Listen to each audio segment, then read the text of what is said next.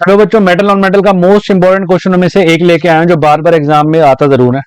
Question कह रहा है, आपको एक टेबल गिवन कर रहा है, कह रहा है 4 सैंपल दिए हुए हैं आपको ए बी सी डी के, but taken and added to the following solution one by one. एक एक करके डाला गया, रिजल्ट कुछ ये आया। अब इस टेबल को जरा ध्यान से समझते हैं। कह रहे हैं इस टेबल को यूज करो जो टेबल गिवन है to answer the following question which is the most reactive. Table बतानी है आपको, आपको ये नहीं बताना मेटल कौन सा है, आपको बताना है ए बी सी डी में से रिएक्टिव कौन सा है। तो एक बार टेबल को देखते हैं। ए जो है वो आयरन को डिस्प्लेस नहीं कर पा रहा, बट ए कॉपर को कर रहा है। बी जो है वो आयरन को डिस्प्लेस कर रहा है।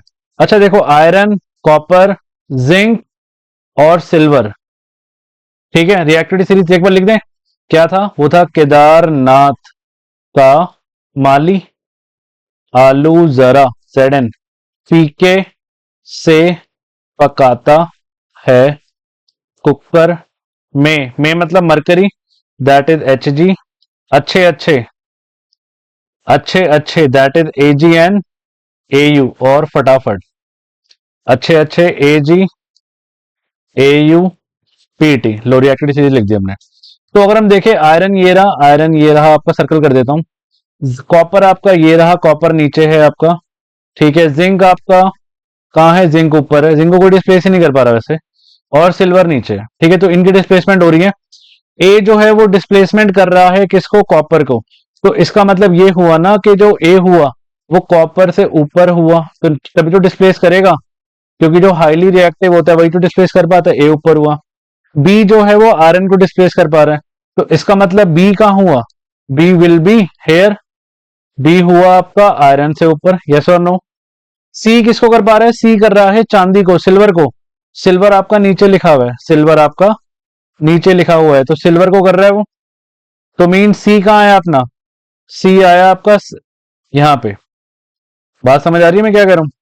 क्योंकि सी किसको कर रहा है? सिल्वर को। और डी किसी को नहीं कर पा रहा, तो डी आया सबसे नीचे। समझ रही बात? मैं फिर से रिपीट करता हूं। ए ने किसको करा? आयरन को, तो ए हुआ। ए ने किसको करा? कॉपर को, तो ए हुआ कॉपर से ऊपर। ए मैंने कॉपर, ये रहा कॉपर, ए कॉपर से ऊपर लिख दिया। बी किसको कर रहा है? बी आयरन को कर रहा है, तो मैंने बी कहां लिख दिया? आयरन के ऊपर। सी किसको कर रहा है? सी सिल्वर को कर रहा है, सी मैंने सिल्वर के ऊपर लिख दिया। और डी किसको कर रहा है? डी किसी को नहीं कर रहा, तो डी सबसे नीचे आ गया। अब क्वेश्चन कह रहा है, बताओ ए बी सी डी में से कौन सा सबसे ज्यादा रिएक्टिव है? लो, अब तो हमने वैसे सॉल्व कर दिया क्वेश्चन। सबसे ऊपर जो है वो सबसे रिएक्टिव है, the answer is B. Answer आ गया आपका। इजी है ना? कह रहा है what would happen if B is added to CuSO4 copper sulphate में। तो अगर मैं बी को CuSO4 में मिला दूंगा तो क्या होगा? B plus CuSO4। आप बी का नाम ढूंढने में चले जाना, ये गलती आप कर सकते हो। बी को बी रहने दो, आपको पता है ना SO4 उठ के इसके बाद आ जाएगा, क्योंकि B is more reactive than copper, क्योंकि बी ऊपर पड़ता है। तो ये आ गया BSO4 प्लस Cu। थर्ड कह रहा है अरेंज कर। तो थर्ड पार्ट कह रहा है कि इसको डिक्रीजिंग ऑर्डर में अरेंज कर दो। डिक्रीजिंग का मतलब होता है ज्यादा से कम। तो सबसे ज्यादा है बी, फिर है ए, फिर है सी, फिर है डी। तो पहले आएगा बी, सबसे ज्यादा बी है, उसके बाद ए है, फिर है सी, और फिर है डी। इस क्वेश्चन को देख के जरूर आना, ठीक है। हम नेक्स्ट क्लास में मिलते हैं, नेक्स्ट वीडियो में।